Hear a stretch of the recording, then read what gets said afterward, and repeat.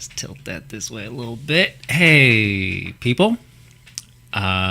You should know who this is by the crisp and crackly sound of my voice. It's Nate the Fool, and this is Bitch I Ain't Scared. Hey guys, Rob the Scholar here, and today is a very special day because we're going to talk about something we've been wanting to talk about for a very long time, but we also brought a guest with us to help us out. Yes. Would you like to introduce yourself to the people so that the burden is off of us? I am Nick, and I have no clever name like these other two gentlemen. I am just so excited to be here to talk about Boo! A Medea Halloween. And you know what's funny? I just watched that last night. The first or the second? The first one. Oh, okay. I mean, it's kind of against my will, but you know, Brandy, she's very persuasive. The second one's better. Tied me down. Just I'm to let not you going guys to know. watch the second one. The second one is the Terminator 2 Judgment Day of the Medea. Yes, it movies. sure is. Yeah. Wow. All right. Well, welcome, Nick. Thank you for not having us, but thank You're you for welcome. joining us. No, Nick is a very big fan of our topic that we're going to have. But before we get into that, we ask each guest on our show, do you like horror movies? I do. I am a genre connoisseur of all types, and horror is included in that, yes. Very good. And do you happen to have a favorite horror movie? My all-time favorite horror movie is a little movie that many of you might not have heard of called Stanley Kubrick's The Shining. The Shining. Never heard of it. Oh, I highly recommend getting down to a Blockbuster video and checking that out. I think it was based on a book by Bram Stoker or something. Yeah. I'm pretty sure it was R.L. Stein. Whoa. Just no. So what about The Shining is that you like? Like, why is that your favorite? You know what? I really am a huge fan of Stanley Kubrick's version of what a Stephen King story is, if that makes sense. Yeah. I'm a huge fan of the subtlety of it. I'm a huge fan of the performances of it. I love everything from the music, the cinematography, the locations. I think the gentleman, and it drives me nuts that his name's escaping me right now, the guy that basically explains everything to Jack Torrance, like, oh, this is what happened at the beginning of the movie, Yeah. exists purely for exposition, and I think that's the best version of it I've ever seen done on screen. Very nice. See, now this is probably the most educated answer we've had on why somebody likes a movie. Nate and I are just like... Oh, I mean, I like the guy giving the BJ and the bunny suit. There you go. That's fine. We would say something like that. But, yeah, very good. The Shining.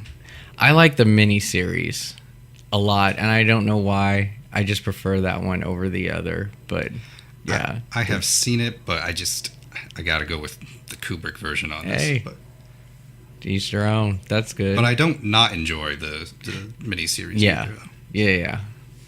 Cool. All right, Nick, what do you got for us? Anything before we get to our topic today?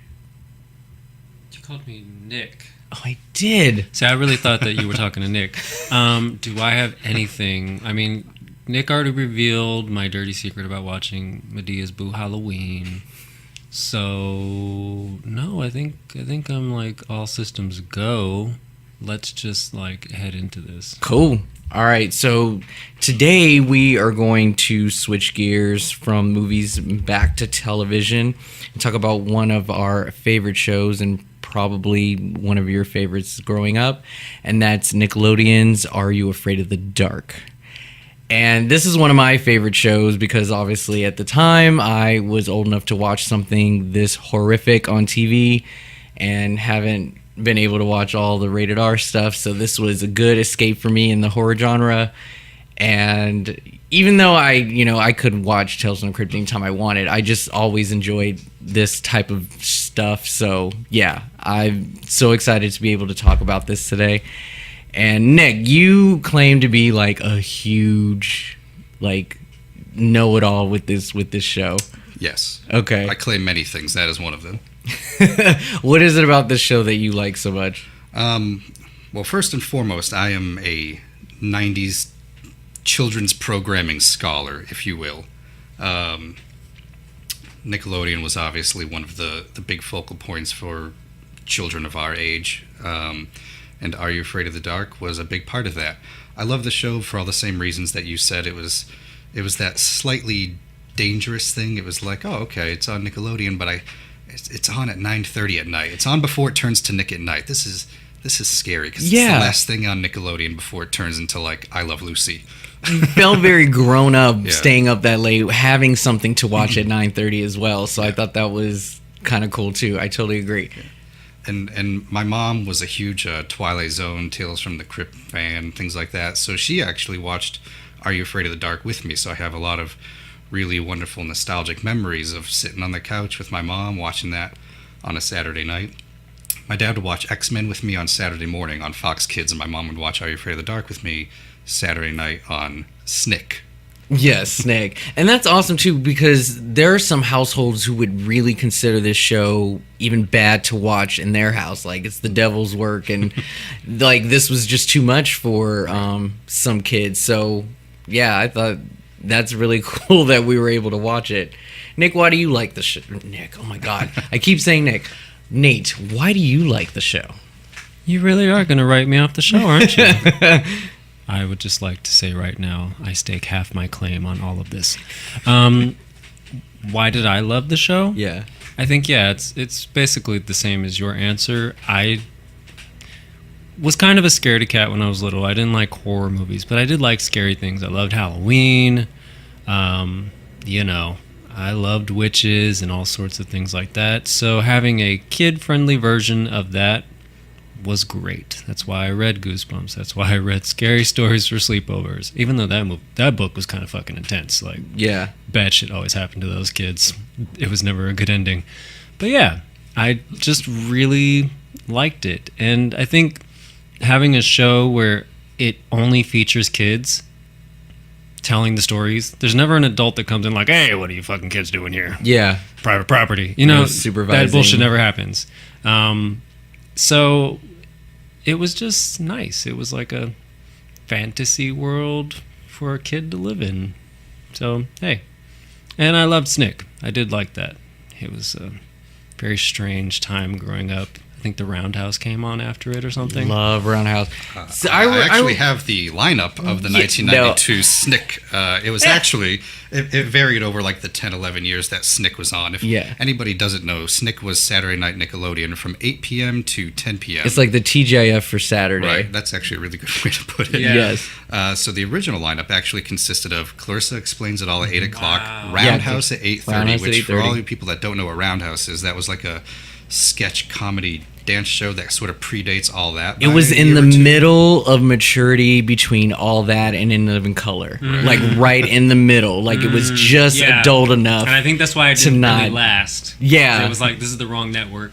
I wanted that chair so bad. And I think they like had a contest of like somebody winning that big thing. I'm like, well, I need to buy a house first to put it in. It was me. Why do you think I know so much about Roundhouse? I won that chair. 9 o'clock was the Ren and Stimpy show, which was also on Sunday mornings with Nickelodeon's other Nicktoons at the time. There 3 Nicktoons that they came out the gate with were Doug, Rugrats, and Ren and Stimpy, which belongs more on SNICK than Nickelodeon. It does. That's so different. Questioning if it's for kids at all, really. Yeah. It really was that might even be scarier than Are You Afraid of the Dark in a lot of ways. I think it's the only show that made it onto MTV. Didn't it go to MTV once or twice, like during reruns or something? Yeah. And then they brought it back some years later on Spike TV, I think. That was definitely an adult version. It was, a lot of people will put like clips on YouTube, be like, oh, can you believe this was the show that we had? And it's like Ren and Stimpy borderline having sex, but that's not from the Nickelodeon version. That's from the Spike TV version. It just looks the same. And back to SNICK, of course, 9:30 was the last show, and that was Are You Afraid of the Dark? Did they switch up that lineup at all? Because I remember Roundhouse. Yeah. That's the fall '92, and then over the course of like the next 2 years, by like '94, it had like Secret World of Alex Mack at 8, and I didn't know that was a part of SNICK. Yeah. And then that basically was the rundown until Are You Afraid of the Dark ended, and then in the fall of '96, I believe, they brought on Keenan and Kel and Kablam and things like that. Right. And that's kind of when I started falling off. I watched Nickelodeon religiously until basically the fall of '96, where all of my children's programming was back onto like Fox Kids and Kids WB and things like that. So. Yeah, that's so funny.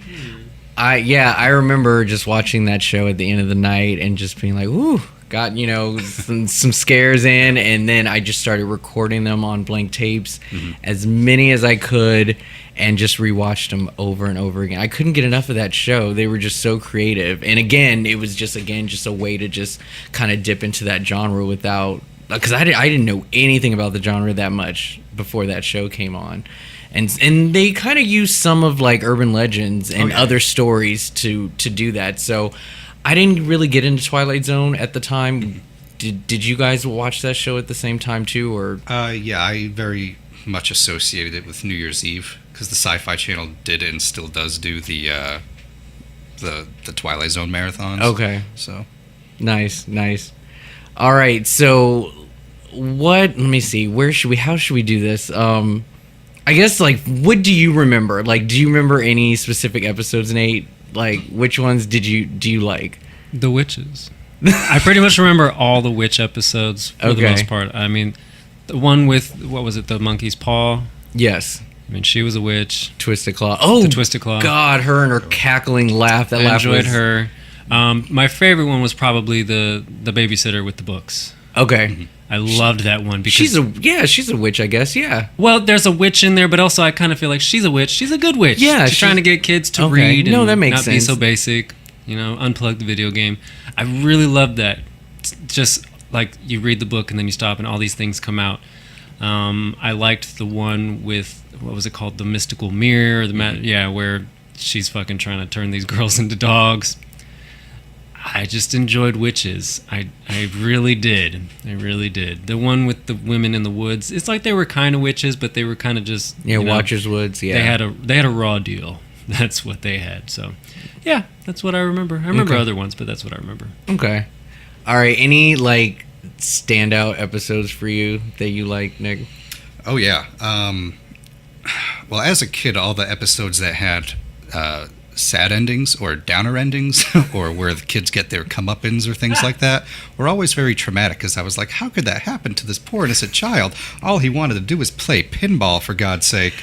And I mean, we can dig deep and analyze each one. Like let's do it. Yeah, he definitely deserved. Well, not deserved, but like.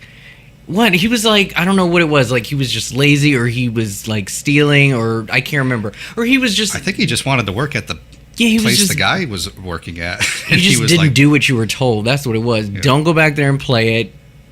Like, but that's the other thing with some of these episodes. Like, they never explain origins. You just kind of have to deal with what's going on. Mm-hmm. Like, this guy just happened to have a pinball game in the back that had mystical powers, and they always like don't do it, but then they like always act like, oh, I knew you were gonna do it anyway, and you're trapped now. Because they always have this face like, haha, I told you not to do it, and I knew you would, and it's so funny when they do that. But yeah, so certain ones that stand out like that are obviously I'm referring to the tale of the pinball wizard, and I just always loved that. I always loved things where the kids would get their comeuppance because it just seemed so serious. There was no Disney-fying it. There was no, and that's not a slight towards Disney. I love Disney stuff. Mm-hmm. But there was definitely like a little bit of an edge to it, a little bit of a danger in being a child, Yeah. No, I totally agree. I like the ghost ones. Like any sort of like ghost coming back, good or bad, and just kind of haunting them. It's just that thing even in horror movies where they can just kind of end up wherever they want, kind of get you, and then they always pick on some kind of character to imitate. But yeah, the ghostly ones are always ones that I really enjoy. Laughing in the Dark is all-time favorite. That's one of the best ones. And like I just can't get off on how like close he got to that kid. I mean, just the rocking of the door, him turning the knob, like that terrified me when I watched it the first time. But he was a pest. He just kept bugging him, like, just give it back. But just the story behind it and everything I thought was really clever. There were some other ones like Lonely Ghost, that one was okay. But what I noticed about like that and kind of throughout the series, for some reason, they always make like redheads the villains. in this Oh, no. series. It's like they're considered either the jerks or the the bullies or whatever. I don't know why. I'm married to a redhead, so I have no comment. I will just say you saw what you saw, and I'll leave it at that. Yeah. Going off with what you said about, ghosts coming back, whether they're good or bad, one of my favorite episodes from the first season is The Tale of the Prom Queen. Yeah, I remember you talking about that once. I just love, there's no heavy to it. It's just sort of a, let's solve a mystery, a la classic Scooby-Doo with these two guys and going to the library and looking up old archive newspapers and things like that. And I just love that obviously I think we're okay to spoil the ends of all these episodes because it's been about 25 years. If you haven't watched it, I don't know what you're doing listening to this, I guess. But The Tale of the Prom Queen, the ending of it is just they figure out that she was the one who died and she needed their help to sort of convince to solve the mystery of why her boyfriend didn't pick her up on prom night back in the 50s. And just the way it ends with them in the graveyard at the end of the night and that old 50s car coming out of the smoke, coming out of the fog in the distance. And I believe that old song Still of the Night is playing. And, whoa. No, it is. It's a very song. old, famous, I guess it wouldn't be doo-woppy. I don't know what the proper term for that would be, but yeah, and the Still of the Night is the song that's playing, and she starts singing it. It turns into this very beautiful moment where she thanks them, and she gets off in the car, and the dead boyfriend gives them a little creepy, like, wink back to them, like, hey, doesn't thanks, say guys. a word yeah, either. And it's a great ending, and you just see it go back through the distance and go through the gates in a very great early 90s made-for-TV special effect. And that's the end of the episode, and it's terrific. Did you notice the boyfriend was the same actor who was in Sorcerer's Apprentice?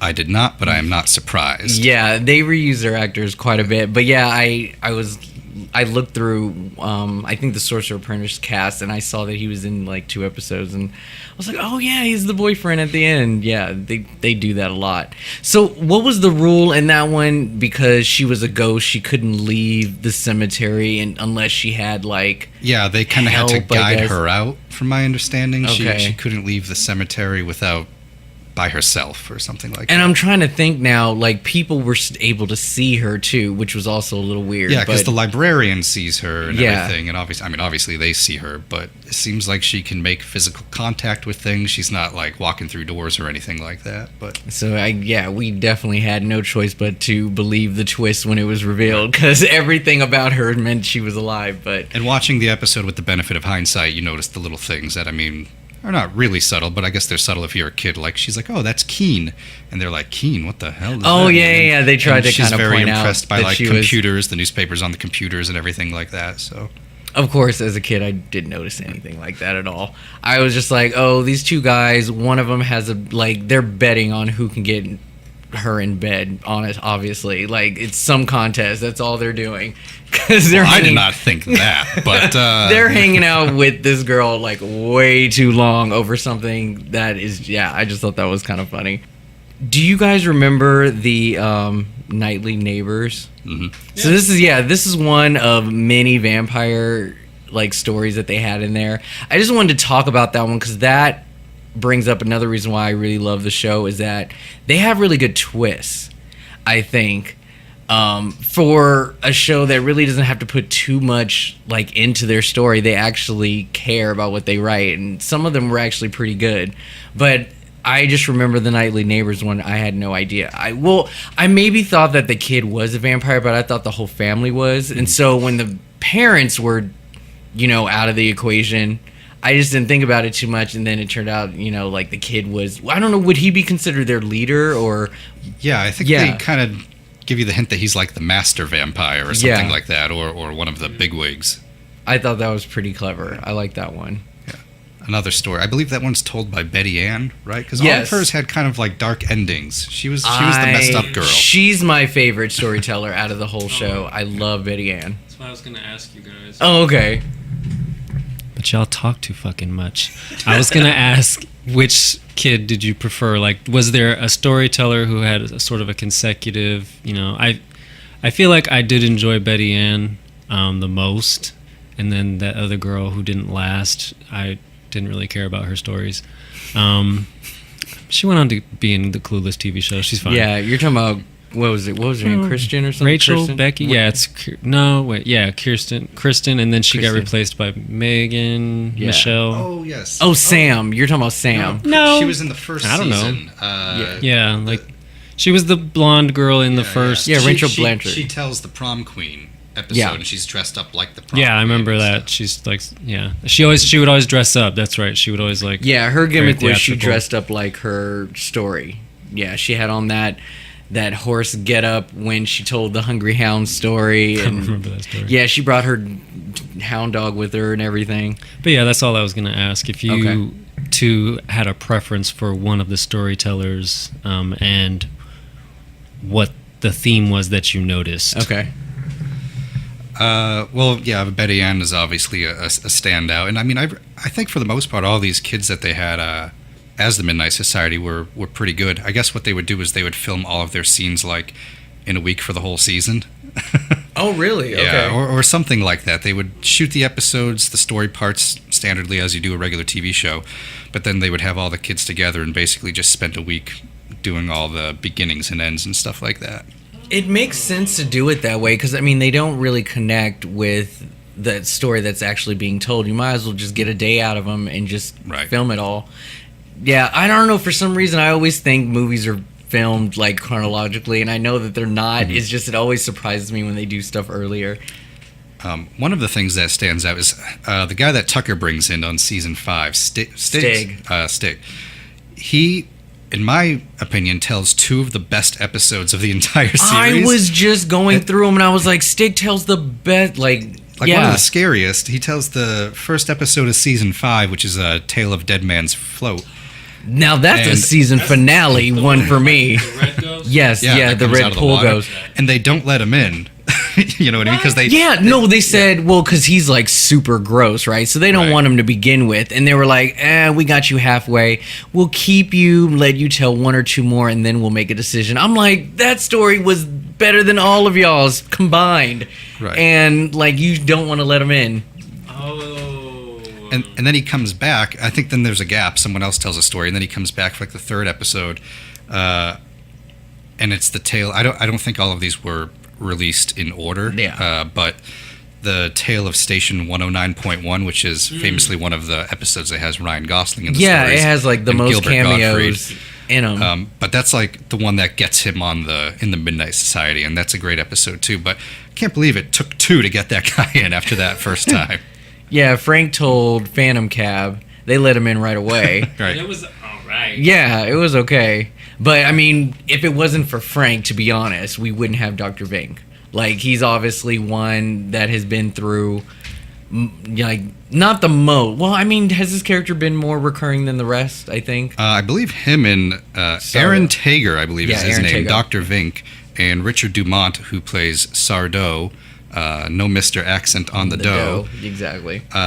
Both basically appear at least once a season. There is season 4 that has the Tale of Cutter's Treasure, where they actually combine both of them. They have, because Gary and Frank are telling the stories together.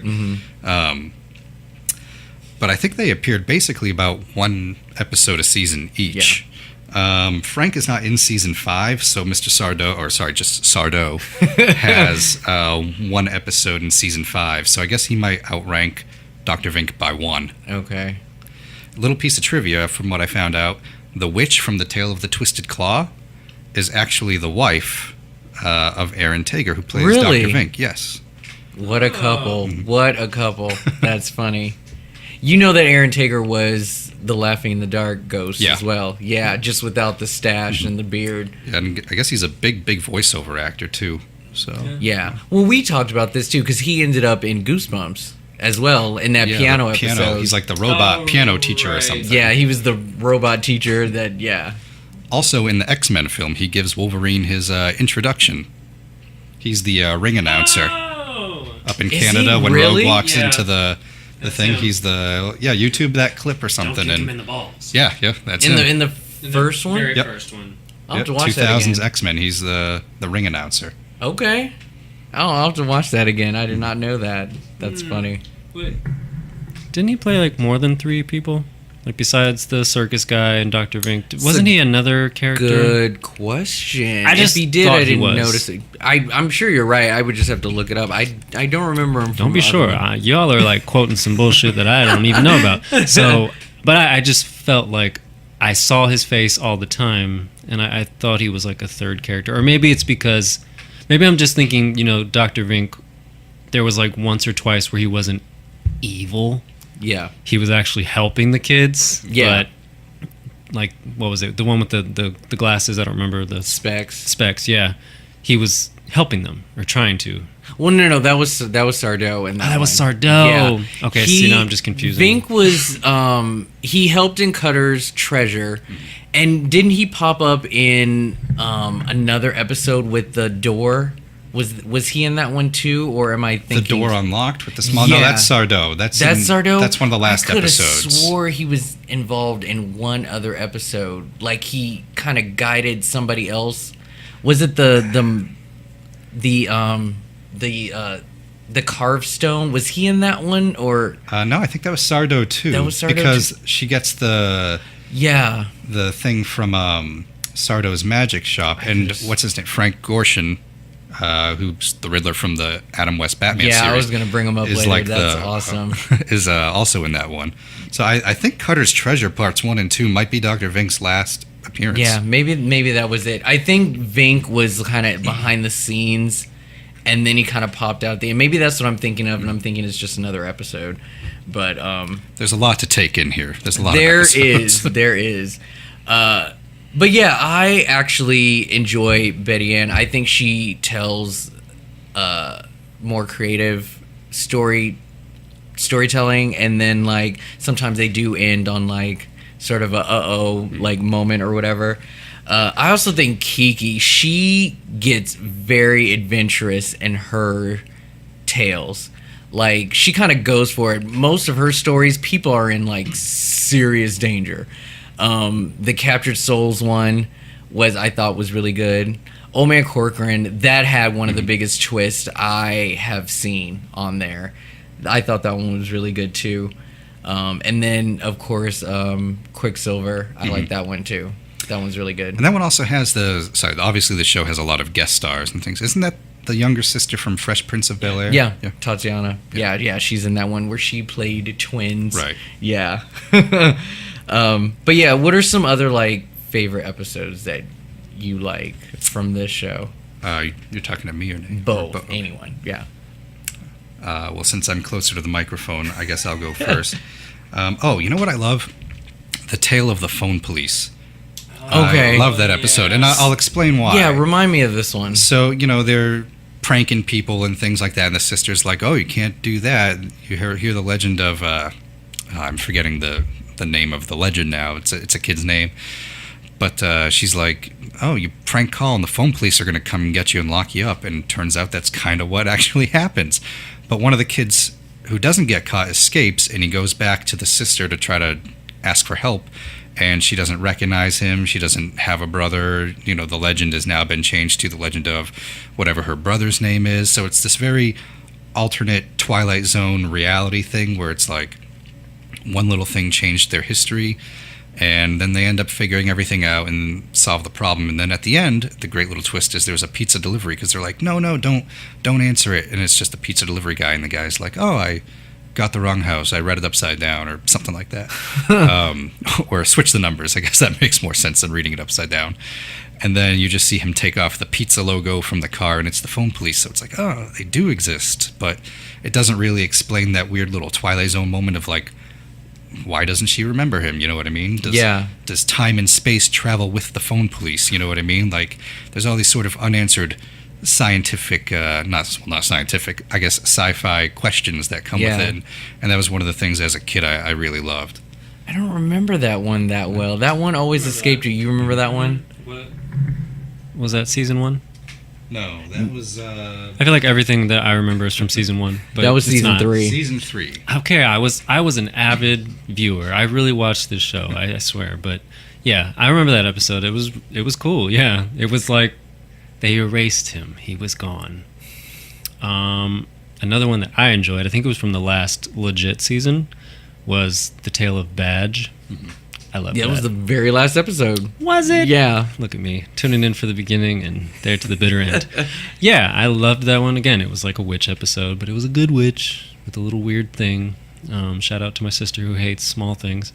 But yeah, I loved it. Is it supposed to be Celtic or something? I don't. Yeah, there was a bit of a because her grandmother had like some sort of like shashai, you know. It's horrible. I guess that's Celtic.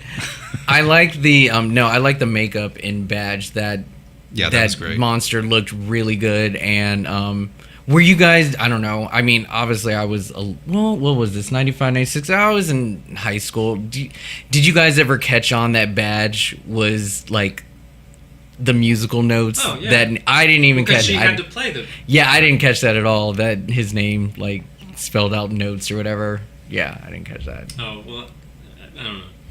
I was in choir at the time, so I knew my scale, and then I forgot. See, that's good. Applying real world things to Are You Afraid of the Dark? Exactly. Did you guys remember Dark Music? Oh yeah, I love Dark Music. it's one of the most messed up endings.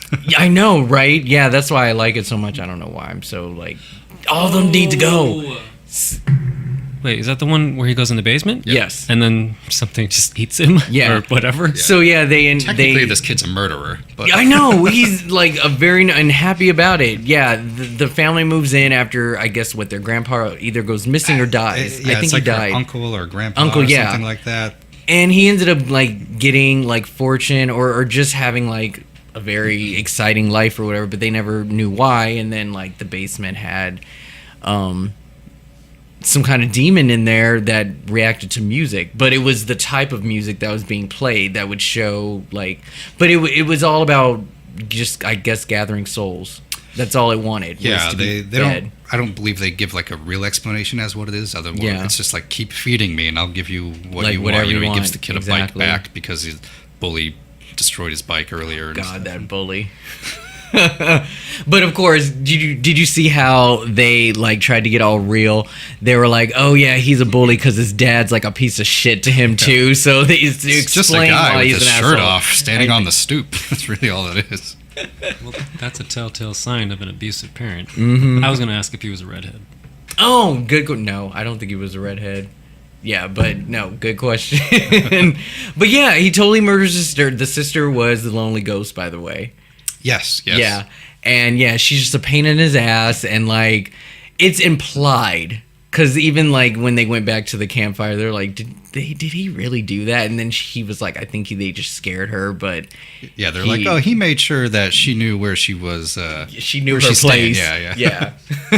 But yeah, she totally like murdered that kid. Didn't even give a shit. They're like, yeah, we're just gonna feed you. You are a pain in my ass. I'm not like, I don't care.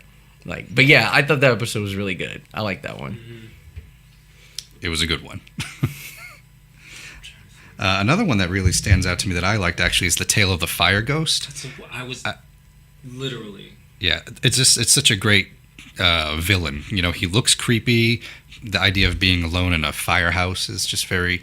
I like how a lot of these things, I always wanted to be trapped inside a mall at night because of Pinball Wizard and stuff like that. Yeah, I so wanted to do that too, yeah. Yeah, this show does a lot of that for me. And I was like, oh, being trapped in a firehouse, that seems kind of creepy and cool. But yeah, just the way that the good ghost is helping them defeat the bad ghost. And, you know, the show also has a very positive message about, like, oh, what heroes firefighters are and stuff like that because of the good ghost, you know, Yeah.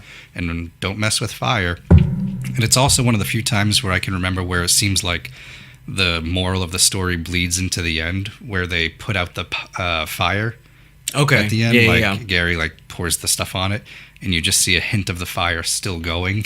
You know what I mean? Like a little smoke getting pushed through. So you mentioned something. You said you knew what that powder stuff so they throw that stuff on the fire. Like, what is that? Yes. According to, I believe this was an interview with one of the creators on BuzzFeed a year or two ago or something like that. It is not, well, get ready. This is kind of anticlimactic. No, it is not. That's the most common thing, what everybody thinks. Probably It is powder. non-dairy creamer. What? But it's petroleum based, so it burns like hell.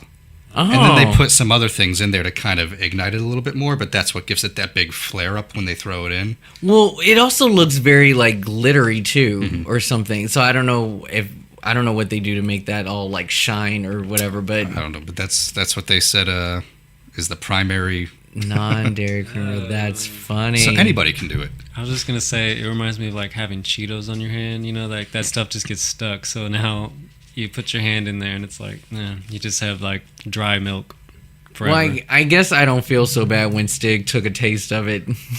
Yeah. Well, it was the dead man's float. Like they were deciding, they were all in a huddle, and while they were like secretly talking, he was just like trying to like eating the stuff. And, like, gross. And they caught him there like, oh God. It's like, you know what? You're coming back to tell another good episode. Yeah, because that right there, you just like sacrilegious our land. You don't eat the dust, okay? The dust. But no, I liked Dreamgirl a lot.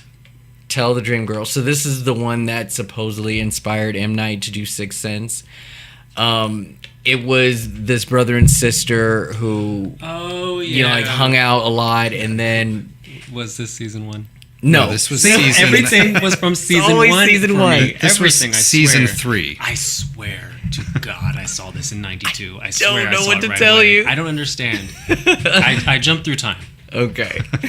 But yeah. So you remember it then. Mm-hmm. Okay. I just love how well the story was told, because they filmed it in such a way that you just had no idea. And by season 3, you kind of get a sense of the theme. You kind of know what they're trying to do. Like, okay, a ghost is visiting, they're from the past, yada, yada.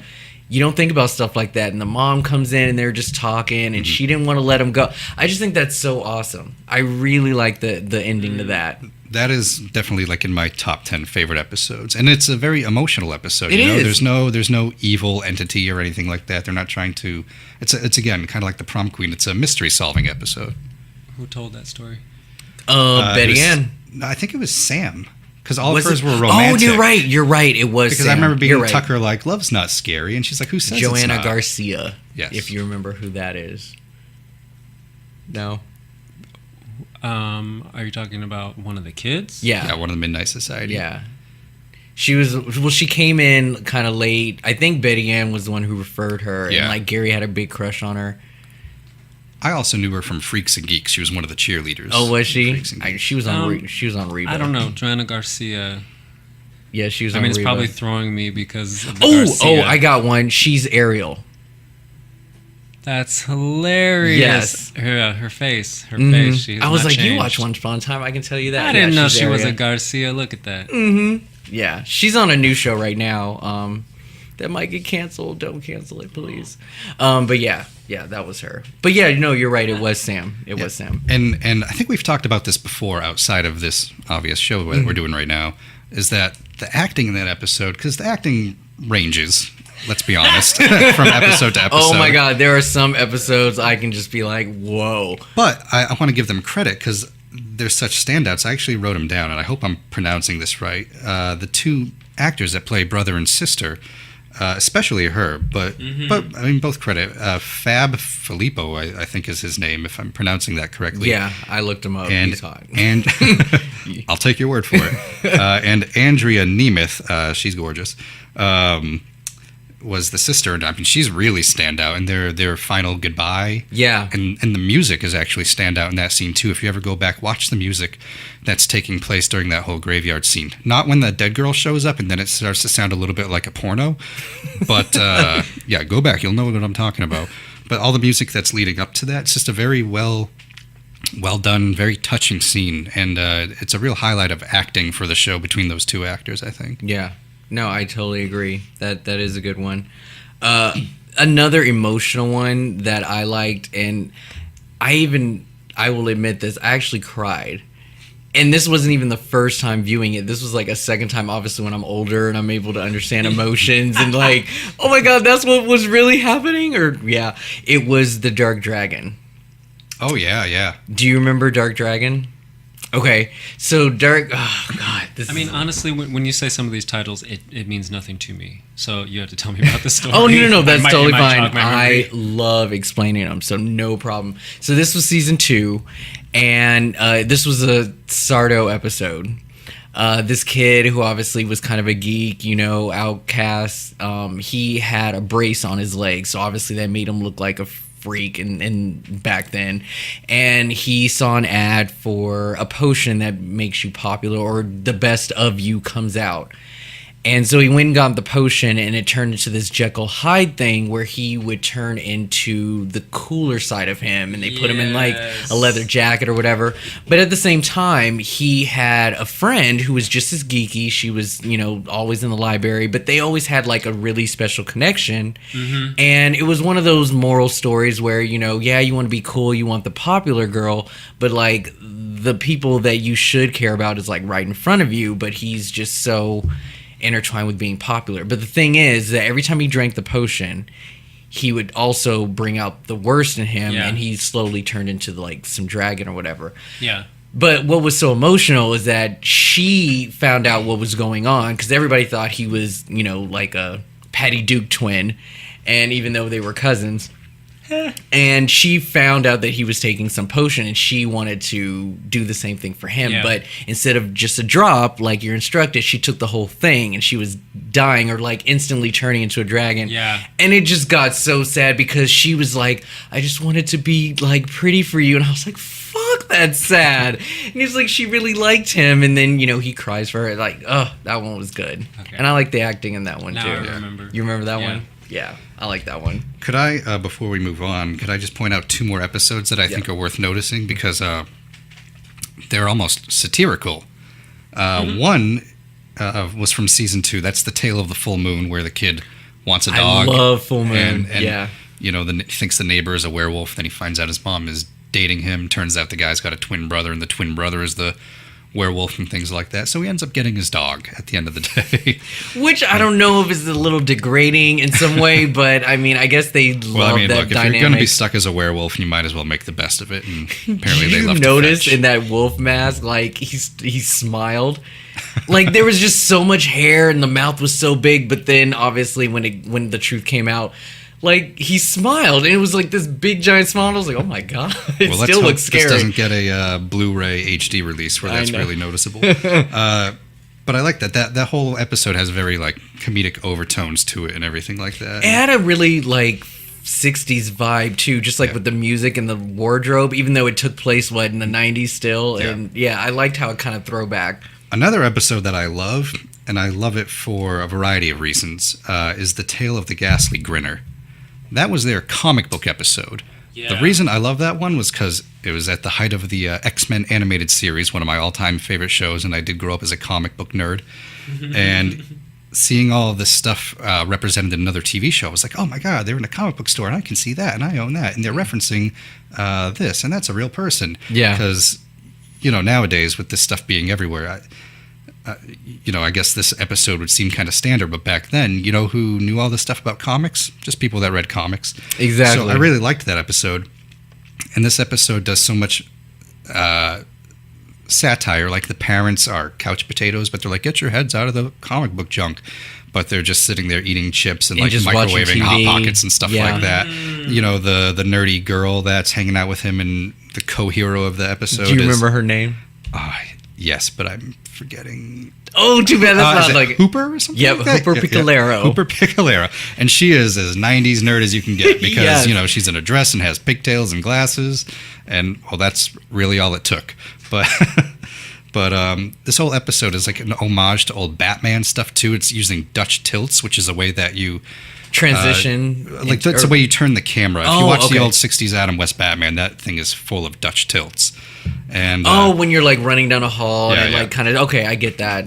I like their transitions too because like the Grinner's face would like come to the screen be like like how they would do the little like bat logo that would like the next scene. They would do that with the Ghastly Grinner and stuff. So I just really love those 2 episodes, especially the Ghastly Grinner one, for just being a bit more outside of the box. I think that you bring up, you ask anyone about this show, they'll bring up either Laughing in the Dark or Ghastly Grinner. It's just one of those episodes that just stands out so much to being like funny while still being creepy, and there was a lot going on. They used a lot of atmosphere. They were in so many different locations, and it was a little bit meta too, because in the comic book shop you saw a whole bunch of standees and posters from other episodes. And later you would actually see Ghastly Grinner comics like on newsstands and stuff in other episodes after this exactly. one. So I mean, that one stood out quite a bit, and it was just an amazing villain too. Can I just point out, though, in this episode, in Goosebumps, Attack of the Mutant is guilty for this as well. Worst drawn comics ever. Ghastly Grinner. I'm sure the artist is very talented, but this is not what a comic book looks like if you ever see one. I'm just pointing that out. Okay. I don't even think anybody working on the show would disagree. Oh, I mean, still great episode, though. Budget. Yeah. So I'll bring up two more that I really like. Midnight Madness, of course. Oh, yeah. Just me being a movie geek. Like, who didn't want movies to come to life? Was that season 1? That was season 1. Yes. I believe it was actually season 2. Oh, it was season 2? Damn it. Oh, Season okay. 2, summer of '93 if you're in the U.S. Just forget it. Not season Everything 1. I watched was not from season 1. No, the Nosferatu thing, just being in there, classic. Vink is back. It's the whole movie theater setting. Interracial coupling. Love all that. Yep. Yeah, I mean, just having, black kid be sort of the central focus of the episode. Yeah, I really like that. But I mean, again, just the idea of movies coming to life, I just thought was really good. Charmed did an episode like that, and I still love that episode to this day. That was fun. That was a good one. But this also came out in the summer of '93, which was the same year as Last Action Hero. So it was obviously a very big. Makes sense. That totally makes sense. But I love the ending of that capitalize too. on this. Even though they did nothing like horrible to Vink, it was just in his nature to just be evil, and I want your theater and yada yada. And the other episode, God, there's so many that I want to talk about, but Crimson Clown. I think that one is legit. Like, they could have made not a movie out of it, but it was, the scares to me were up there as like a feature film. I just think the villain just like, you've been bad. You know what happens to bad kid. I was like, fuck, this kid's getting attacked. But I really like that episode a lot. Did you notice? So he used the birthday money for the mom to buy a video game. Do you remember the video game? I do not. It was a Zebo video game. Right. Yeah. Right. And they're all in like old Sega Genesis cases. Exactly. Even though it wasn't Sega, they used the Sega case. But like, just put the slip in there and we'll call it. But just some of the scares, like his hand coming out of the TV and just like wrapping him up in like ribbon paper, in his bed, and like he would, and the doll coming out everywhere in different places, and yeah, there was no explanation to it except for it was a legend that he probably pulled out of his ass, and then it just worked. You know who's in that episode that they never really, as far as I can remember, ever took advantage of? There's the guy that runs the store. He's like a creepy old man that's not like Sardo. It's just like a... Yeah, just some antique shop guy. You would have thought that would have been something they would have used, I guess, later on, but... Nope. One and done. Oh, well. But I mean, like, the doll didn't even fit into the store. It just ended up there and just ended up following him. But yeah, I really liked that episode because I thought it was like legit scary. I got one. I'm sure one of you nerds can tell me what the title is. It was similar to the dragon? Dark Dragon? Dark Dragon? Yeah. It was similar to that, where there was just this random ass thrift shop in the middle of nowhere where this girl was unpopular and she would go and trade things. Yes, it would. Vacant Lot, yeah. Yeah. Yeah. Kind of like good. Another witchy-ish episode. I mean, I don't know what that bitch was up to in the middle of a vacant lot, but I just really liked that. It was maybe it was something that spoke to me because maybe I wasn't popular in the 5th grade. I don't know. There were a lot of stories like that where people like the villain wasn't necessarily a villain. It was just like, I want to live. I need to pass the torch on to somebody else because I don't want to be like this anymore. They do that a couple of times. Those are good. And did she wish for things, or she just got items that made her better at stuff. I can't remember. Yeah, doesn't she like give up a ring or something Yeah. like that, She and would- her Oh, skin so was it- starts like Yeah. deteriorating? Yeah, she would always trade, so she would always give up something that was valuable to her, like the ring was from her grandmother or something. That's so right. each time she would be like, I want that. And then you can have this. She's like, okay. So then she would have, but each time she would take something, she That's would right. wake up and be like, oh my God, why am I look like a fucking pizza? Like, it was gross. But then it would go away until the very end, then it would not go away. And It's a very needful thing it is. story right And there. The woman, she wanted, like, even after she was in the clear, she was not satisfied. Oh, that's right. She wouldn't give up her ring. She was like, no, this is the last thing I got from my grandmother or something. So she would not give her the ring. She gave her a bunch of other things. But then finally at the end, she was like, here, fine, you can take the ring. And she's like, I always get what I want. But then she went back to being, like, ugly. Yeah. And it transferred back, so then they were safe. Is that how it? Yeah, I was trying to figure out how it ended. Yeah, and that's how they got because back. her Okay. sister also found out what she was doing, because she's like, why is she suddenly just popping? Yeah, at school? yeah, Everybody yeah. loves her, and she's like, oh, I'm gonna That's do the right. same thing. But her sister like went from 0 to 60 and was like, look at me, like in this hoochie fight outfit with makeup, and she's like, you're not the only one who can do this shit. But then she got ugly in 5 seconds too. Yeah, no, I remember that one. Beauty is only skin deep. Exactly. I don't know if you have this on your list of what to go down, but I think it might be worth noting that a lot of people who ended up becoming quite famous were on this show as guest stars. Oh no, I made like when we get to that part of the Okay. episode, whenever you guys want to, like cameos. I mean, maybe we're just at that part of the episode because Nick just brought it up. Done. We're doing it. Okay, so yeah, any ones that you remember before I go through my list. Of course, yes. Nev Campbell was in Dangerous Soup. Dangerous Soup. Dangerous Soup. Oh, you I remember know that one? one. Yeah, shut up. Was that first season? No, that was No, I know that it was towards the Nathaniel end. saw it. It was definitely not the Otherwise, first she season. would have been like 12 if it was the first season. No, she was like a teenager at that point. Yeah, that was season 3, so that would have been aired during the early part of '94 in the U.S. So yeah, most of these cameos are obviously Canadians themselves, and just getting their start up into acting and why else? Do Goosebumps, do Afraid of the Dark, get your name out there. Nev was acting. She was good. She She was, one of was those really like, good exceptions. I'm gonna for be the the best cameo in this freaking show. I mean, when she was stuck in that room, I was with her. She I mean, maybe that's what got her the part on Scream. It Wes probably- Craven was sitting there watching Are You Afraid of the Dark and just like, Eureka! Did anyone find the other guy like super annoying? I mean, it's one thing to find some like rugged, brooding guy that's like kind of mysterious, but he was just, I don't know, there was just something annoying about him. He was like, don't touch me, talking don't about the help me. ponytail guy? Yeah, like I don't want any help. I do all this alone. La la la. And I don't know. I just thought I he don't was remember kinda- him. I just remember Nev Campbell. I know. I do remember him. I get what you're saying. It didn't really bother me necessarily because Yeah. you even as a kid, kind of you know where it's going. Yeah. It's like, all right. I mean, this guy doesn't want help, and he's going to become friends with her, and he's like, oh, I'm always on my own, and now I'm not. So, it was standard emotional arc, I guess, for that character. Oh, before I forget, and then we'll go back. What was do you have a favorite Dr. Vink appearance? Oh. Like, which episode did you like his appearance in? I guess not necessarily as him as a character, or maybe so, but like the episode.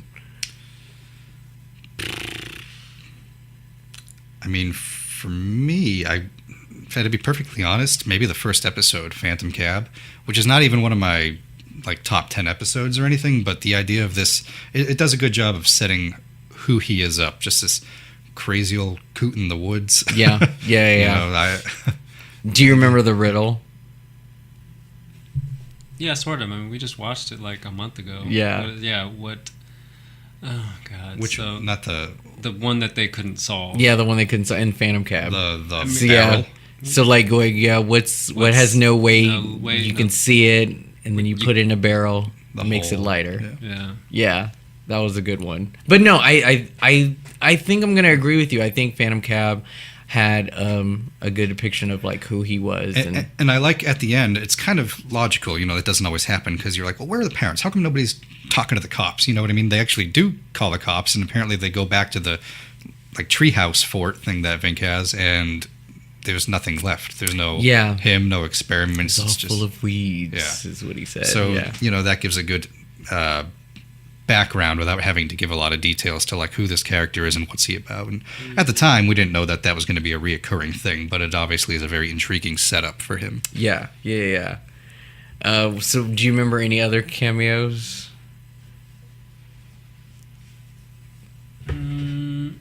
I don't think so. I mean, you already mentioned Tatiana Ali. Yeah.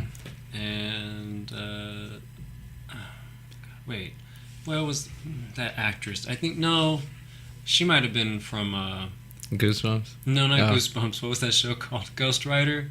Oh, okay. She was the like the alien episode where it was like she was adopted and they left her behind. Oh, yeah, I was going to bring that up. You remember that she's one. not really Tale of famous. 13th Floor. 13th floor. But- Sorry. What is she famous, or am I just saying? She's That's a from Ghost really good Rider? question. She does look kind of familiar. I'll look her up, but her think she brother is Shawn famous. Ashmore. That's Shawn Ashmore.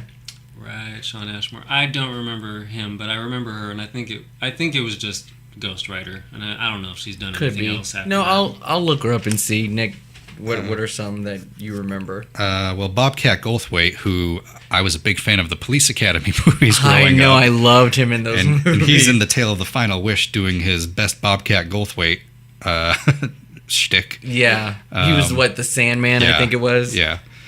And let's not forget the greatest episode of Sister Sister of all time, Oh, The Tale of the Chameleons. Yes, but what was that rhyme? Bite me once, bite you twice. Bite you twice. A little water paid the price. Yes, I love that episode. I think Sister Sister was at its prime almost Yeah. around that time. Yeah. So like when I saw them in Afraid of the Dark, I was elate. I was so happy. That was a big deal. It was It like, was a And big they deal. would advertise it like that too, Yeah. like the. Yeah.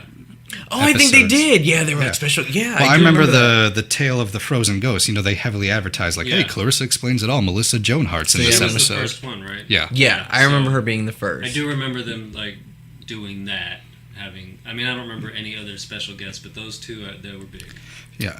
So correction before we move on. 13th floor, that was Aaron. I say he's the younger brother because he's not in as much as Shawn, but Oh. apparently it's Aaron. How embarrassing! I know. Sorry, I Aaron. thought it was Shawn the whole time, but it Aren't was they twins? Yeah, yeah, they are they're- twins. Yeah. Yeah, Shawn is the one that's on The Following, right? Right, and he's in the X-Men and he's in films. X-Men. Aaron did a lot of more smaller titles. He was on Small. He was on Smallville. He was supposed to be Smallville, like Jimmy that's what you're right. Olsen's cousin or something. Yeah. Okay. Stupid. So Not even so good the enough to girl be that Jimmy you were Olsen. talking about, Trish Lindstrom. So she was in The Tempest. She was in Murdoch Mysteries. Dorothy's Secret. I think that's So I some think kind of like you're small naming movie. a lot of Canadian titles, Probably. and I'm not going to be familiar with them. So I'm pretty sure this girl was on Ghost Rider back in the day. Okay. That's the only thing that I know her from. Yeah. Yeah, I don't really, but she does have a familiar face. So okay. Anyways, back to Other young actors like Danny Cooksey, who was Budnick from Salute Your Shorts. yes, he an was in episode. the Guardian, the Mummy one. The Mummy. Yeah. Yeah, and of course he's also the voice of Montana Max on Tiny Toon Adventures. I didn't Is know he that. really? Yeah, yep. And he's John Connor's best Whoa. friend in Terminator 2. Oh, Yes, I knew that. On yeah, the I knew moped that and stuff one. with him. I cannot believe he was mighty. That is funny. I mean, I thought that was Mad. a woman. Or something. I mean, because most Yeah. women do the children's voices. Oh, So he's a redhead, but not necessarily the villain. He was just No, the. he was good. He was the obnoxious one, just the skeptical one. But yeah. Obviously, Ryan Gosling and Gilbert Gottfried are in an episode. So apparently, and it's super small, but James Marsden was in that too. His character's name was Eddie. If you remember who that is, that Is was that James like one Marsden. of the brothers' friends? or It could something? be. I would have to look up the episode, but apparently James Marsden, like Cyclops Marsden. Yes, he was in that episode I didn't know too. if you were saying maybe Jason Marsden, who was in like Step by Step and things like that. Oh yeah, that was.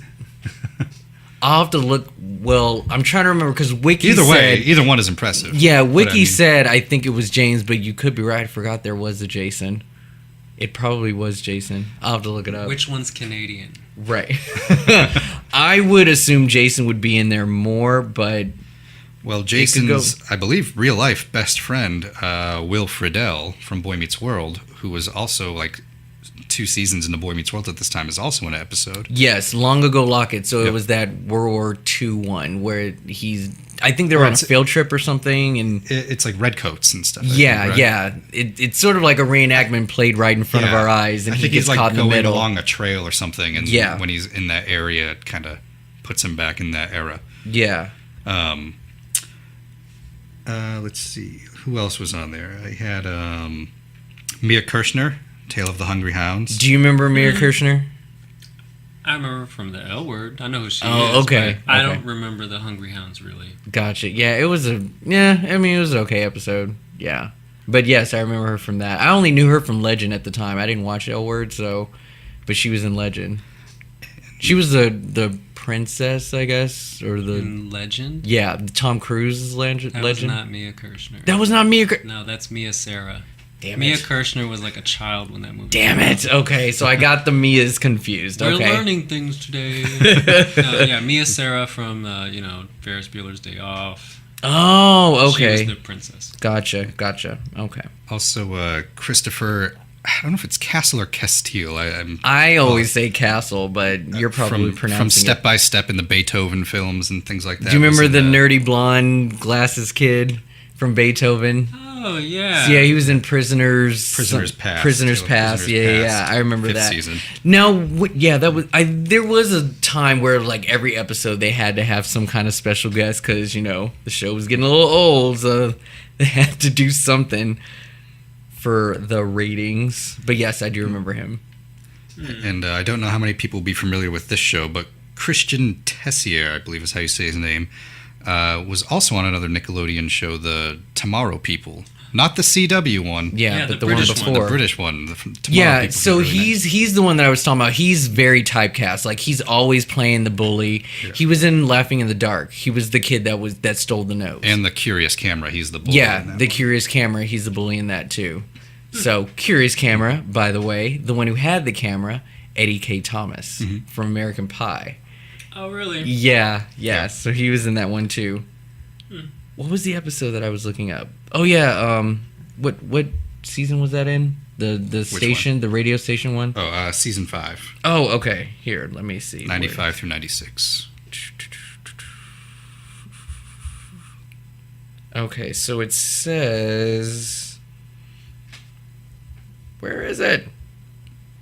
Oh, here we go. You're right. It's Jason Marsden.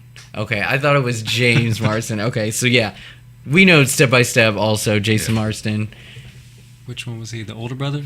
No, No, he he's- was the best friend of the older Yeah, brother. he was JT's best friend, and he was also in Boy Boy Meets, Meets World, World as for the like a best friend, season too. because he was Eric's best friend. They're best friends in real life, and he's a very popular voiceover actor. Yeah, he was Max in Goofy Goof Troop. Movie. Yeah. Or Was yeah, it Goofy Goof- Movie or Goof? I don't I remember from Goofy Movie Yeah. for sure. Yeah, He did the voice of Thackeray Binks the cat. exactly. Yeah, that's right. Yeah. He's cute. He was also Yes. Scar's Spawn from Lion King 2. Oh, was he Spawn? Was. Also, Nev Spawn. Campbell was the daughter of Simba in Lion King 2. I didn't know that. Yes, she was. Oh, nice. No, I didn't know that. Nev Campbell is a Disney princess. Did you have any more cameos? Because I still have some you haven't named yet. No, go ahead. I'm running out. Okay. Let me see. So yeah, you mentioned Frank Gorshin, Jewel State. Oh, yeah, I twice. forgot She She was was in twice. 2 episodes. I really love that painting episode. Yeah, the unfinished painting, and she did Watcher's Woods. Yeah, she was the other the which bitch one? who came around. Yes. Oh yeah, that's right. Yeah, she kind of played 2 different people. Which that episode, I believe that's the only episode to use a profane word, and she smokes in it, or she What'd they tries say? to. I don't Oh, remember. yeah. I What- think she just says hell at some point, which is Okay. not a word, like not a big deal, but just a little trivia, I guess. And I believe she goes to light up a cigarette at one point. I might be not mistaken. Oh I yeah, wouldn't be and then like surprised. she gets caught, and so then she's mad at the girl who's all about Yes. being honorable. That's and right. Yeah. That's right. Yeah, I had a crush on her. That's the kind of girl I liked at elementary school. I'm just gonna- You're smoking out by the art room. Charles S. Dutton, right, Cutter's Treasure. Cutter's Oh. Treasure. So he was in that 2-part episode with Fink and 2-part episode. and I think I yeah, missed this one. yeah. Gary and Frank told a story together, and yeah, it was split up into 2 parts. Was that a season finale or a season premiere? So that was intended to be the season premiere. And I believe it was maybe in Canada. Okay. But I believe in the U.S., dates on this show are very sketchy. IMDb and episode guides and wikis and all that stuff are all vary. I'm going off of my own recorded VHSs as a kid. I believe Renegade Virus, which is technically episode 3 of the season, was promoted as the season premiere, and Cutter's Treasure was saved for like Halloween weekend. Okay. But technically, production order and intention, Cutter's Treasure is supposed to be the season premiere. Okay. If That makes sense. if I'm correct. There's Tyler Labine. Do you guys know him No. by name? So Tyler Labine was Tucker from Tucker and Dale versus Evil. Oh, okay. So he was the so he was also in I know you know who he is. I don't know who this is. So when you say that name, it makes me think of the stoner from Freddy vs. Jason. Yeah. Is it him? I think it is the same kid. Yeah. That's the only thing I know him from. Okay. He's been Is he scruffy now? Yes, he's been in tons of stuff. Oh, yeah. But yeah, Tucker and Dale is like where his horror cred kind He of looks like comes a young into. Dr. Vink right there. Yeah. Wait, was he on that show where like he could see dead people on Hulu? Yes, Deadbeat. Deadbeat. Yes. Okay. Yes, I that's know him. who he is. Yeah. So he was in the Soylent Servant, and we talked about this because he was in the exact episode storytelling about a scarecrow coming to life. He was also in the Goosebumps version of that too. That's weird. Oh, he's their older brother or something. Exactly. The baseball player. Yes, exactly. Do you guys remember Gregory Smith? So he is well known for Everwood. He was in Rookie Blue. Nope, don't know this one either. Small Soldiers. He was Kirsten Dunst's love interest. He was the boy who had all the toys. Wait, he was the main character. The main character. Kirsten Dunst's love interest. I know. So he was in Train Magic. Is he the kid? He or was the brother? kid. No, he was the kid. Yeah. Don't remember that one? No, sorry. Yeah. Gregory Smith, very common name. Yeah. I'm sure if I type it into Facebook, it'll be like, sorry, there's too many results. Yeah.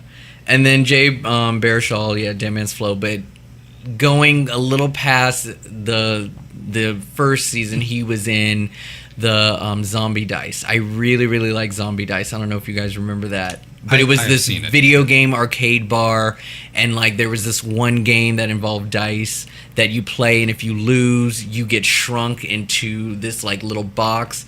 And then like him and his brother went there, and he was a kid that didn't want to take risk. I think that's what it was. He was always about sure things. He never gambled, and so he was kind of put to the test to gamble. Did you remember this one? Mm-hmm. Oh, Yeah. okay, yeah, I really like that episode. Yeah, it's like a Jumanji meets Beetlejuice model Exactly. scene. Yeah, exactly. And then the last one that I wrote down was Emmanuelle Shrieky. Oh, yeah. She From was in the Night Shift. Yeah, I think Oh, that was right. another Oh, yeah, and vampire she's from episode. Entourage, right? Is that the Yes, same? yeah, Entourage and Snow Day. Slow That's where I That remember episode from. scared me. That was a That really was good really one. scary. Well, Yes. so according to if these sources on Wikipedia and things are correct, which who knows? Who knows? The Night Shift was actually intended to be the series finale. Yes, that's which is what why I the show is so remember. high. That I mean, I don't know if it's high budget, but it's got a big stunt at the end, and they go outside on the roof, and you can overlook the city, which I'm assuming is somewhere Yeah. in Canada, things Yeah. like that. that's what I remember being the last one, but apparently it was like I don't know. The DVDs have badge as the last one, so Yeah, that's because that's how the production order is listed as well. So. yeah, that's what I remember. Those records on the show seem to be of what episodes specifically aired when and in what order, a little iffy at best. I'm sure there are a bunch of other cameos, and of course there were a lot of reused actors put into different episodes and stuff that show up every now and then. But yeah, those are probably the bigger titles. All right, so are we ready for our... We ain't done. We're not done. No, we're our quiz. No, because while y'all were talking, I'm like, you know what? This quiz, we should have done it first off. Now it's moot. Because you're talking about, We already went through all the answers. Frank and Gary, they did a joint story. And it's like, you know what? Fuck this. I would like to talk about the Halloween featured episodes. It's January, but do I care? No. Totally fine. And yeah, I really enjoyed those episodes. It made me think like, oh, when I get to high school, we're going to have a dance Halloween costume party. That's not what happened at all. We didn't do that. But one thing that comes to mind, I think it's called the Haunted Typewriter. Dream Machine. Dream Machine. Yes. I loved that That episode. was such a good one. Loved it. I Yeah. mean, just for that little dream about going to the Halloween party and him biting her, I was like, I don't know. Like, that's what I want to do. I like to bite. I definitely enjoyed that, and there's some others that come to mind, but I'll just ease back and let y'all discuss. I think there were a couple of other Halloween ones. Yeah, Twisted Claws, Twisted Claw. the one that I remember. I like that one a lot. Midnight Ride, which is the episode that Tucker is first introduced. The Sleepy Midnight Hollow Ride. episode. Yeah. Oh, yes. That's all That's Halloween right. based.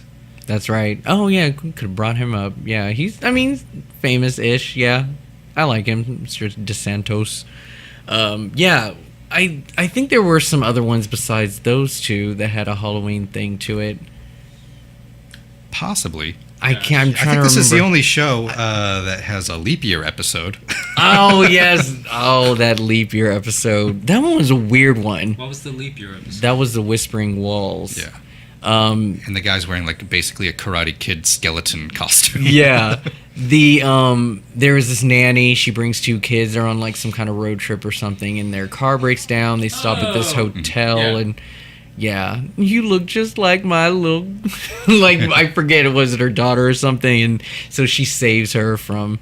Oh my God, this was so funny. So the light, they open the door and the light shines on the guy, and he kind of like whisks away. So they cover it with all this smoke, but you can totally see him like kind of bending down to like not be seen or whatever. You can still kind of see his like silhouette, but yeah, it was one of the known special effects that This was before Game of Thrones and things yes, like that. of course, yeah. I can't remember if they did any other like holiday ones. I think we named them. Leap year. That is so I think funny. there's 3 Halloween related episodes and a leap year one. A lot of people really enjoyed the doll maker one Oh, yeah. with the dollhouse. People found that to be really creepy. I rewatched that one. I thought it was just okay. I think it was interesting because, like, she was, like, bit by bit, her body just stopped working. Yeah. Jesus. I mean, the door above, like, nothing was kind of, like, terrifying. Sure. But, yeah. I just found that one to be kind of okay. Oh, it's an episode I like, and this will come up again later on. I'm weary to bring it up because I have such a point to make about it at the end of the show, actually. Okay. No, it's okay. Go ahead. All right, The Tale of Locker 22. Hippie episode. Yeah. Oh, Yeah, my with God. Candy. Yes. It's Candy Warren. Yep. I really like that episode. And that's all. I don't know why I brought it up. I guess I should save No, my big.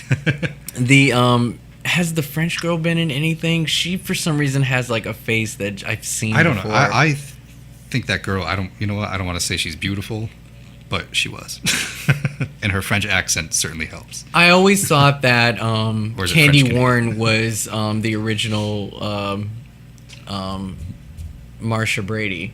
They just kind of had the same like face to me or something. They just looked very similar. And that episode has a Halloween reference. Do you remember that? No, which one? One of the bullies is standing there as in like the sheet with the sunglasses. Yes. Yeah. That is a Halloween reference. That's right. We brought up earlier about like some questionable acting. So I'll bring up again the Sorcerers Apprentice.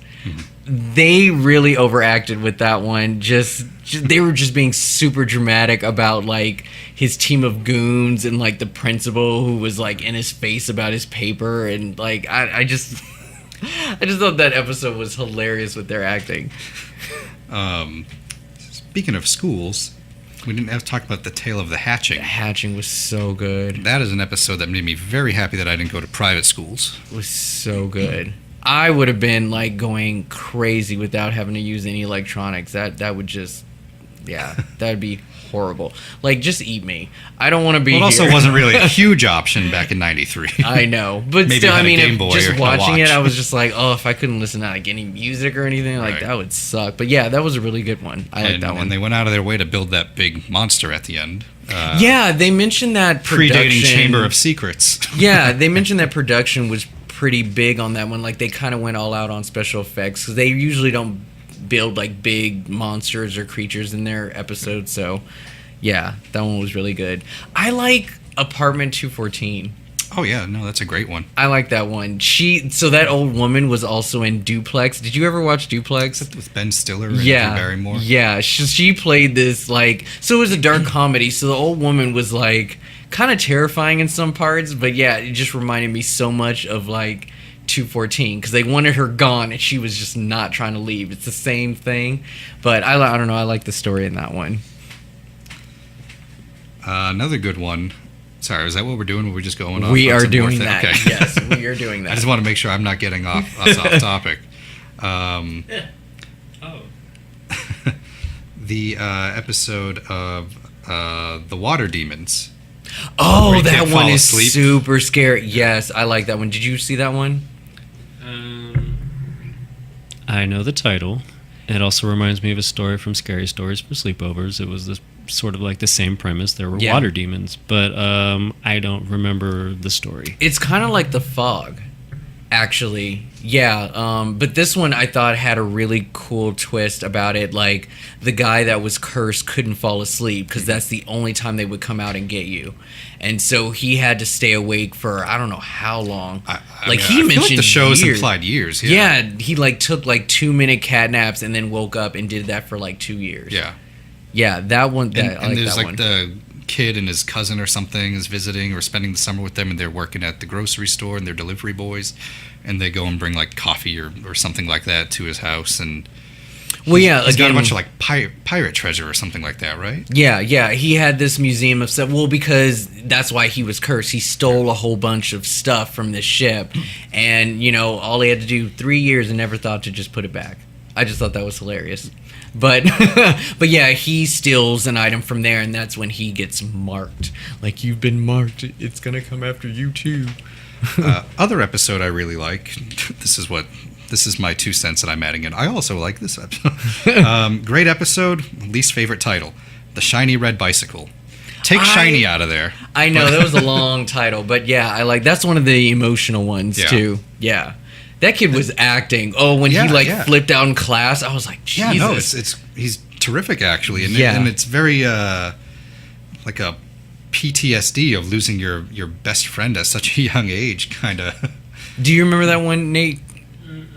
If you were to watch that episode, like, what happened to the kid was just so random and so sad because he, held on to him for a long time, and then like he wasn't able to pull him up. So then you literally can't help but blame yourself after that. But yeah, I thought the episode was good.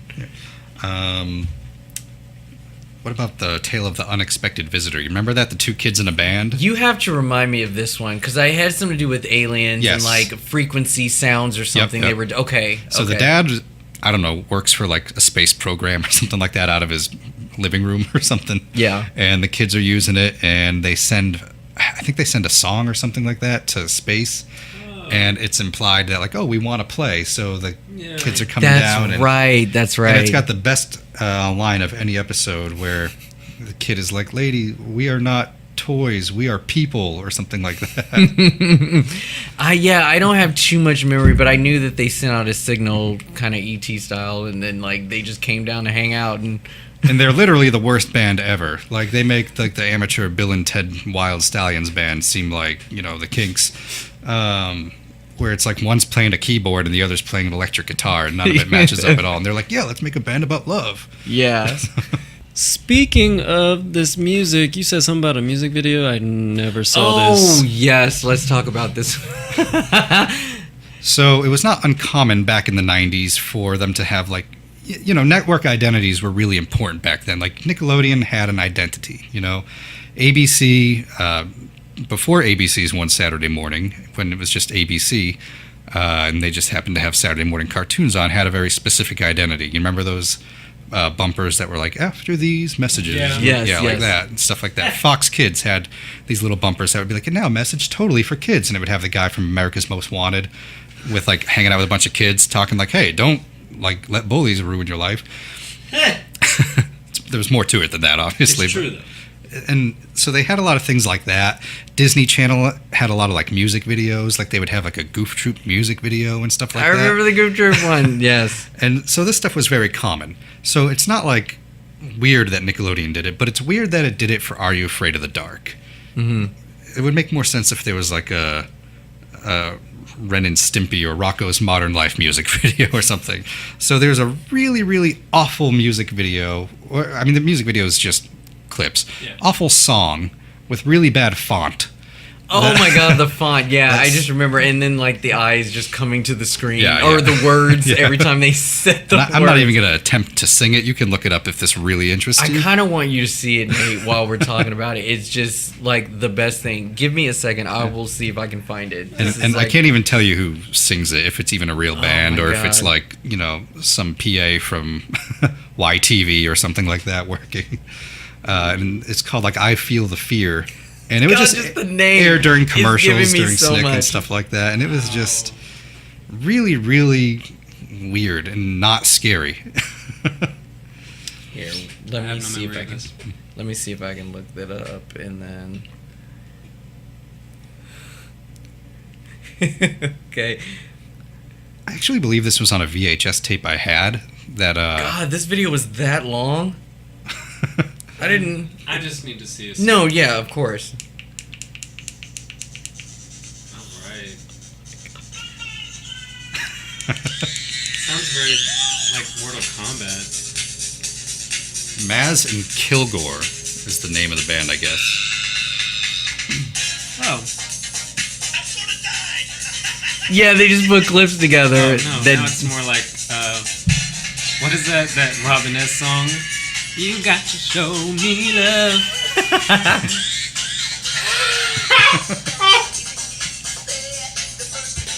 It is Robin S. Yeah.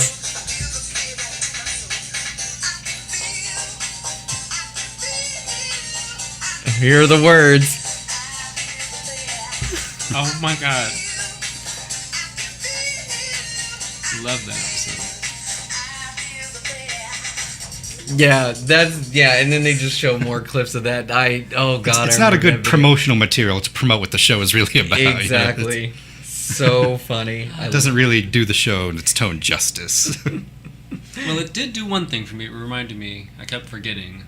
It reminded me of the episode where the girl, like, I think she's like not at her maturity level where everyone thinks she should be, and she's really into fairy tales and stuff like that. And then I don't remember exactly how it happens, but she starts having nightmares, and I just remember like she opens a door and like the Queen of Hearts comes out and she Yeah. looks really fucked up. It's Yeah, the that was the Final Wish. That with was the Bobcat Ghost Lady. Oh, Ghost That's okay. the line. Sandman. She's into like all grim fairy tales and stuff. And And those like thirsty girls who were after that boy got all super jealous because he was all about her, and then they were like, That's "Ooh, right. look, she plays with trolls and she reads fairy tales." Just totally blocked her. I know, and they were like, "Oh, he likes her. What's that all about?" I And know. stuff like that. Oh my god, I'm trying to think what episode. There was an episode where you heard that accent clear as day. I can't. God, I wish I could remember the episode. There was like so many sorries and like yeah, it was just predominant throughout the whole episode. I wish I could remember. Just a bunch of kids hanging out at The Tim name. Hortons. No, I'm just kidding. There was just so much. Yeah, man. those accents, man. And before I had no idea. Yeah. Because I was unaware of accents, and Right. I was like, "Why are they saying it Yeah. like that? I don't get it." Yeah. Yeah, I that remember was. watching that. It's like somebody would say, "Where have you been?" It's like, why do they talk like that? What part of Oregon are you from?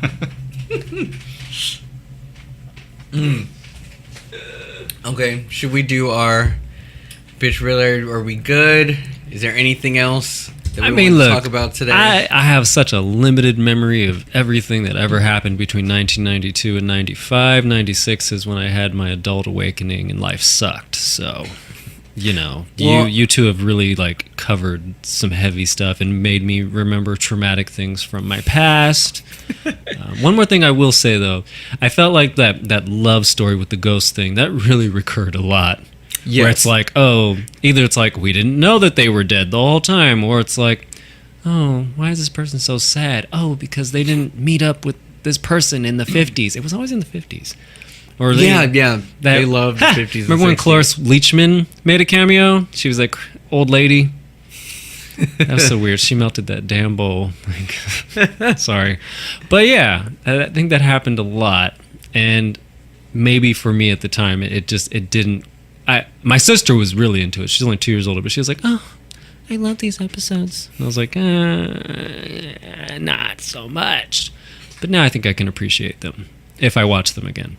So I just want to thank you both for sharing your knowledge and reminding me of this wonderful time in my life. SNICK will never happen again. I know, I miss SNICK and I so don't much. want it to. If they tried to bring it back, it would be some bullshit. Just like they tried to bring back Are You Afraid of the Dark, and I didn't watch it. Yeah, I think I tried my hardest. One time. The fact that it was on during the day just took some of the. Was it? It was on like 4:30.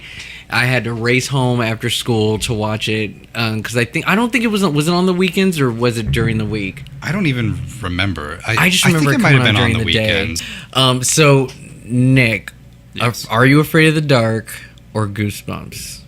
As like Yeah, together? no. Do you like, which one do you prefer? Oh, Are You Afraid of the Dark? Are You Afraid of the Dark? By far, and that's no Okay. disrespect to Goosebumps. No, of course but, not.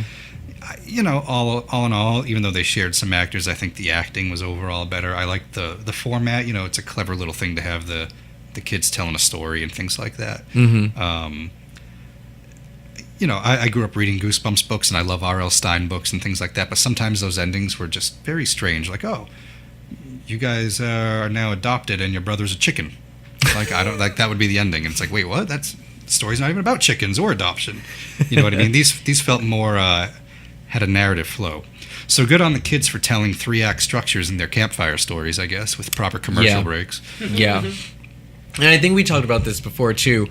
Something that they did for the most part in the first few seasons is they had to kind of cut back into the camp, the storytellers, and just be like, kind of check in on them and just like, oh, did that really happen, and yada yada. But it was a ploy because they needed to make sure kids knew these were just ghost stories. It didn't really happen, and so they had to kind of go back and remind everyone, people are telling this story, it's not happening. I didn't know that, but I found that out at the convention that I went to and the panel that they had. So there's even a couple episodes that have sort of cold opens, right? Like Laughing in the Dark, it opens and then it stops. Some of and then them she's like, didn't. I can't do a story about clowns, and then it continues. Yeah. And there's another episode where there's just like this random little bit. I don't even remember which episode it is, but there's like a monster in the bedroom or something like that, or a ghost. That was Nightly. No, I thought it was the Nightly Neighbors. And then they're like, they don't have an ending, so they're like, oh, I don't know, I can't go tonight. And someone else is like, oh, well, I'll tell a story or something like that. That's right. Yeah. They always have stuff like that too. There was that skeleton who was like buried in the ground, and they like rigged it to like pop up. How early did she have to get there to do that? I She was know. like, I skipped school today. Those woods. And I don't want to like take up more time or anything, but it's probably worth noting that just a couple months ago maybe, that they said that they announced an Are You Afraid of the Dark film. Yeah, that's right. I should have brought that up.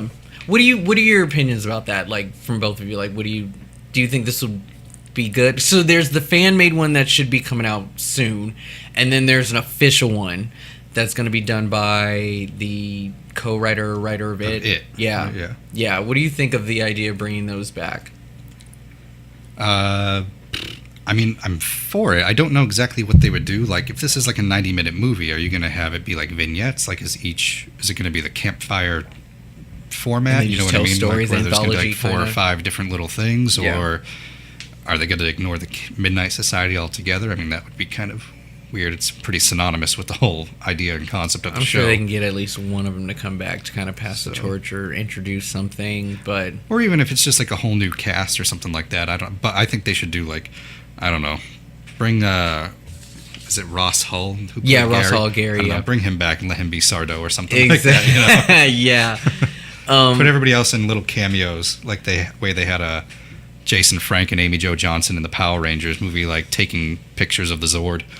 A That's lot of deep people cut. didn't like that for some reason. I love that cameo. That was good. Yeah. I love anthologies. For some reason, I kind of want a full-length Demon Knight style. I don't know why. Right. And then if it does well, just tell a story each movie. If they do it. Anthologies are cool. I would love either way, but I just prefer full length. I mean, it could be a thing where, there's not really anything out there that's doing this. Goosebumps sequel is happening. Yeah, and they're we doing don't a know, sequel but for that. the way that there was like a Paranormal Activity movie each year and a Saw movie each year for like 7 years. I would totally Why watch not it. have an Are You Afraid of the Dark movie? These things probably aren't going to be like $180 million budget films. Exactly. And they can do whatever they want. That's the thing. I don't think they have a responsibility like Goosebumps to remind us of so many stories back in the day.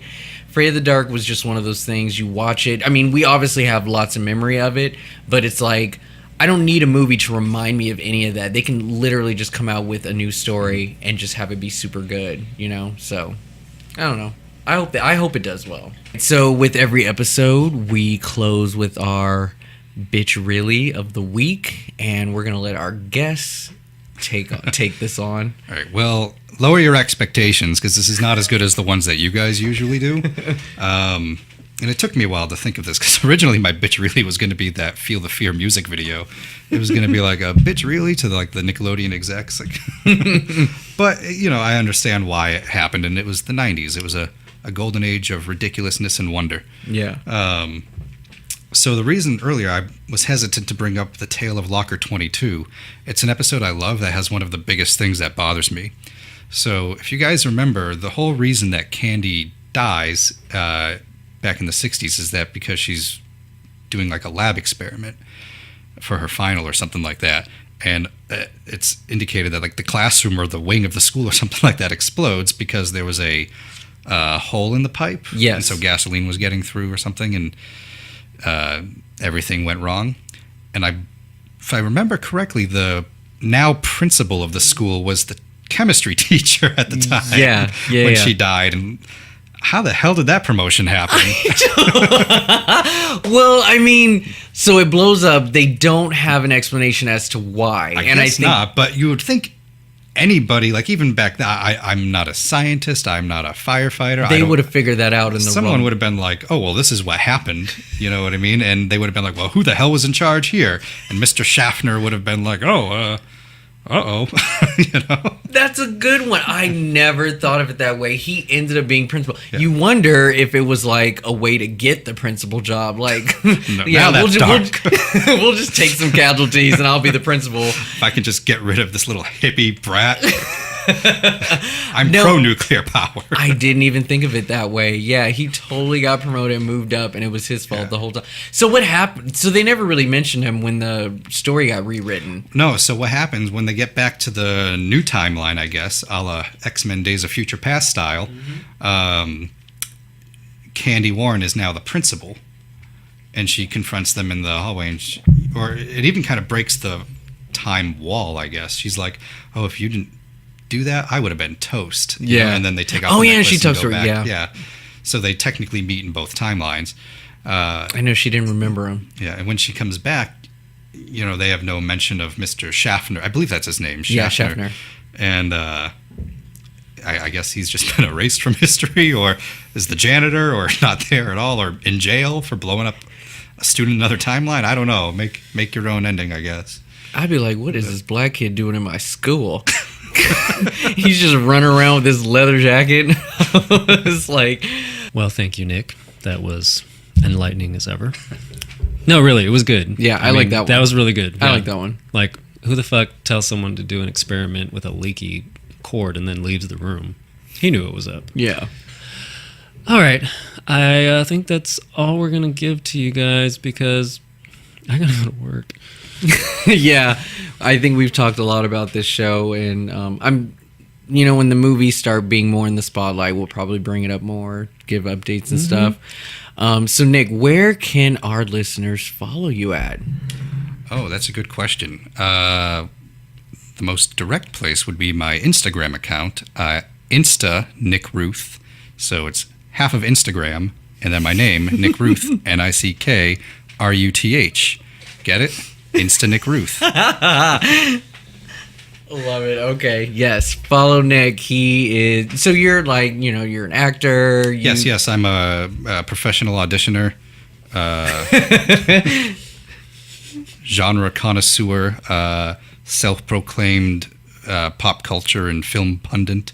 No one pays me to do that. That's just what I think of myself. And he like meets everyone. So yeah, anyone famous. Like you always have a story. Yeah, I'm in a lot of fortunate spots at the right times and working with the right people in the right ways, I guess. Yeah. All right. Well, cool. No, I've enjoyed you on the show. Thank you so much for doing it with us Thank you so much for having me. Maybe we can finally get around to Boo and Medea Halloween. Yes, we will have to review that one day. It's not going to happen.